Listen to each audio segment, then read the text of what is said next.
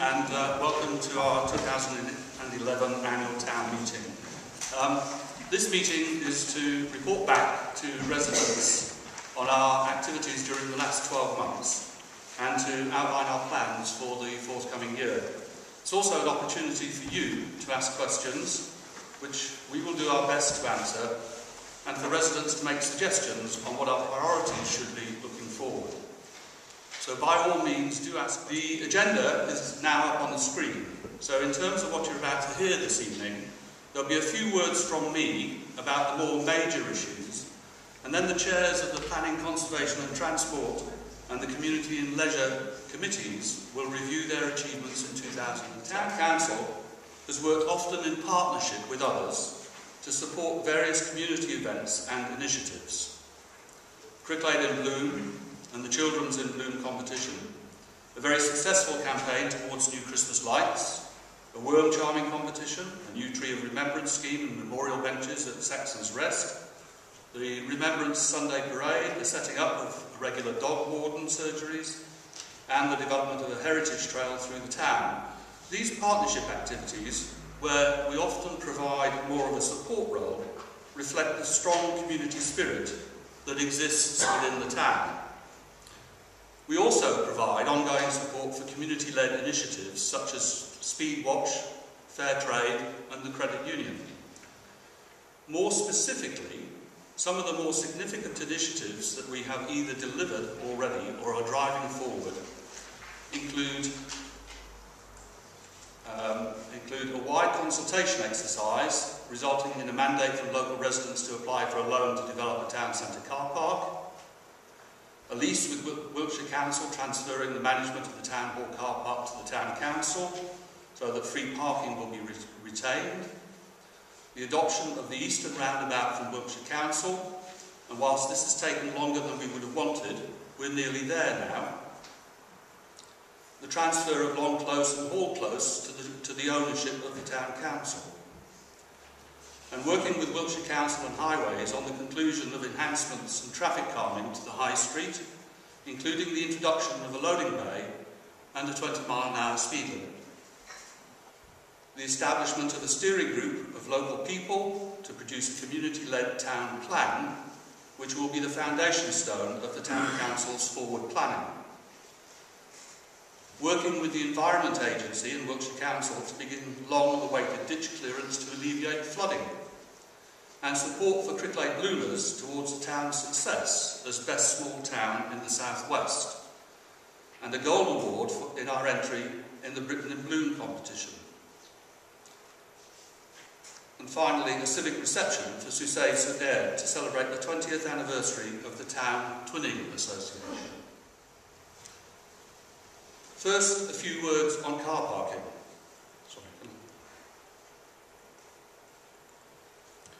Some of you will be aware that Wiltshire Council planned to introduce parking charges in the Town Hall car park, and Cricklade Town Council, working together with the Town Hall, with their management committee, are working with Wiltshire Council with a view to taking over the management of the Town Hall car park, so as to preserve the free car parking arrangements that currently exist there.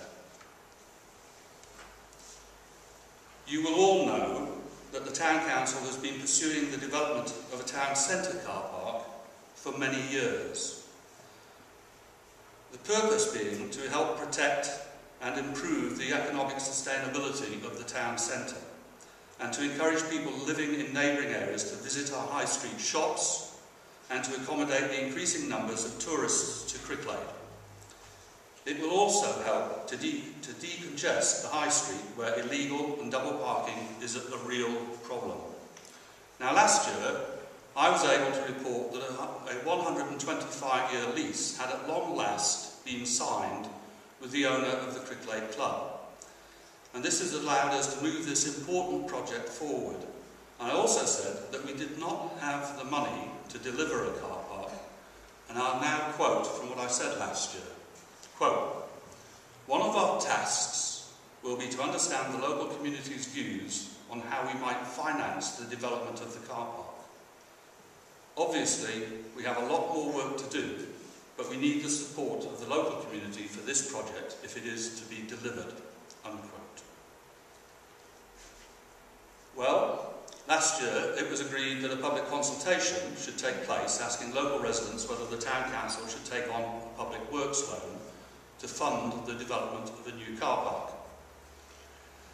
The resulting leaflet included an assurance that Cricklade Town Council would continue to seek external funding, and the consultation took place between the 1st and 10th of December 2010. The results were that we had a response rate of some 26% of the leaflets delivered, which is excellent for this sort of consultation. And of these, some 77.5% of respondents were in favour of a public works loan. This gave the Town Council a mandate to go ahead with a loan, and borrowing approval for a public works loan was then sought through the Department of Communities and Local Government and has subsequently been granted. We, as promised, continue to look for other forms of funding. This has, however, been a difficult project to fund externally. Car parks do not meet the criteria of most funding schemes. It just doesn't tick the right boxes.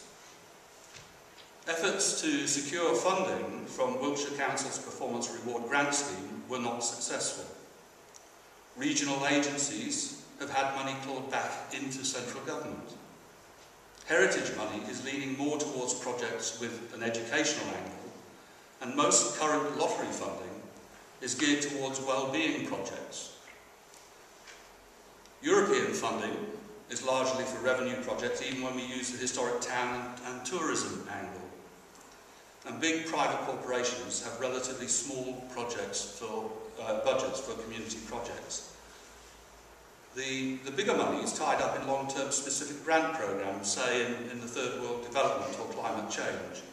And community money, such as the landfill tax, might look to fund open space, like a play area, but not a car park. We approached the Cricklade Business Association and other local businesses.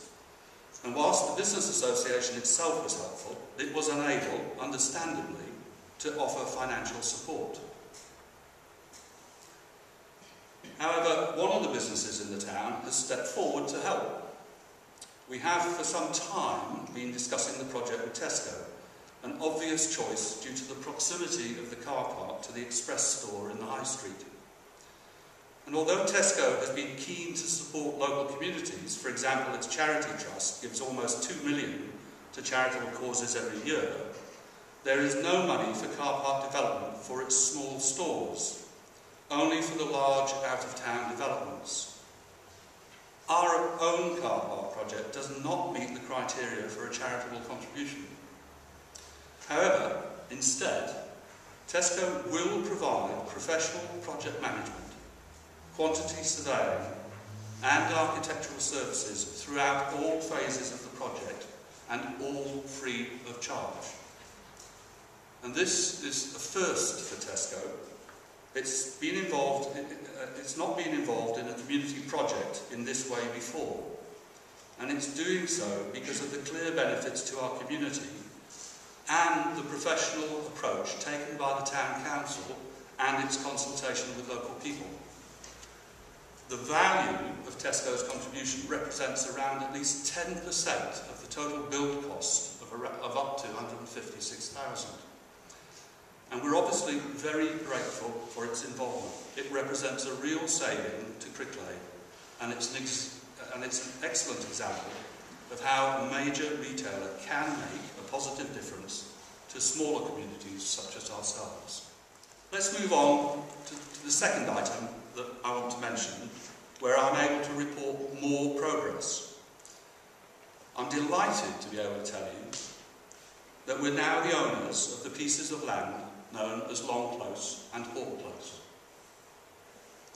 It has been some time in coming, but these two fields, which are around 3.2 acres in total, have now been transferred into the ownership of the Town Council for the princely sum of £1. The Town Council has wanted this land to be properly maintained for some time, long before I became chairman of the council, there were some technical issues which delayed matters, not the least of which was the fact that Taylor Wimpey had lost the title deeds.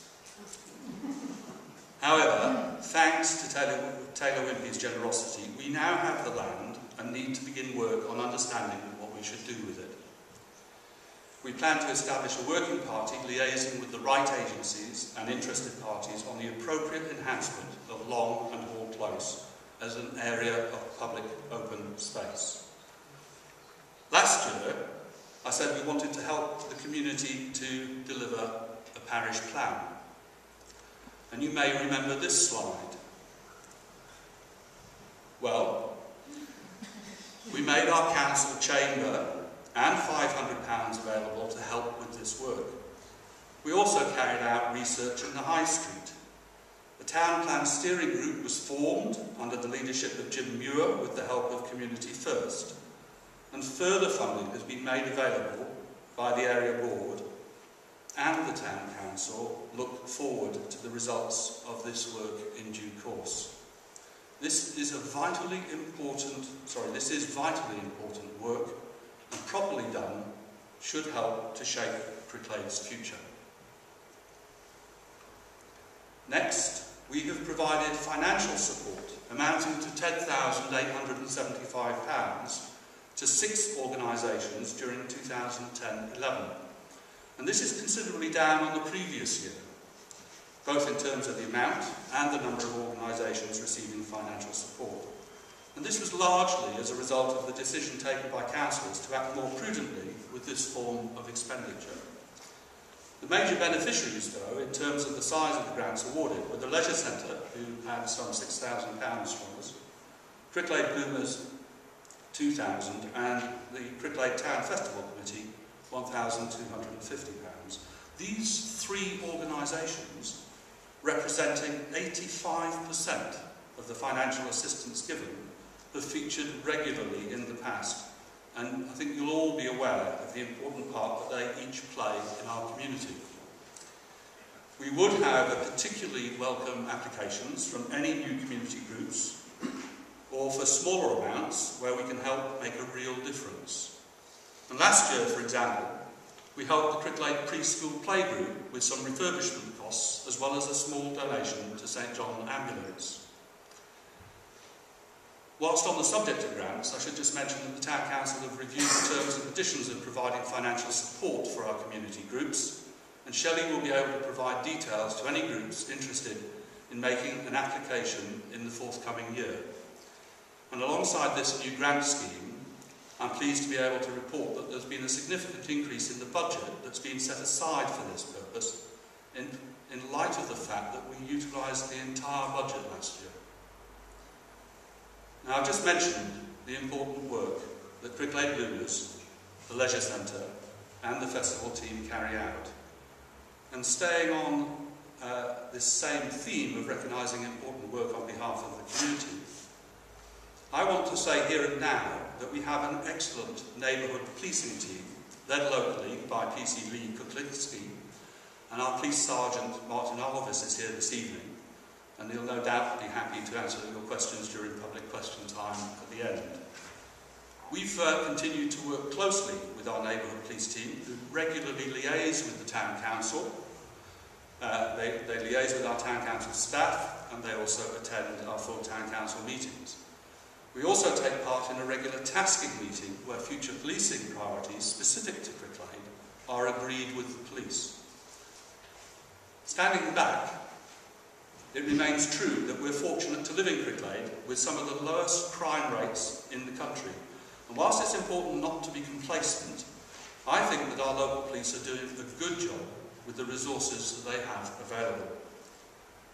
And whilst on the subject of community safety, I can confirm that our CCTV here in Cricklade continues to be of real value to the community and has provided good evidence for recent incidents which have helped to secure prosecutions.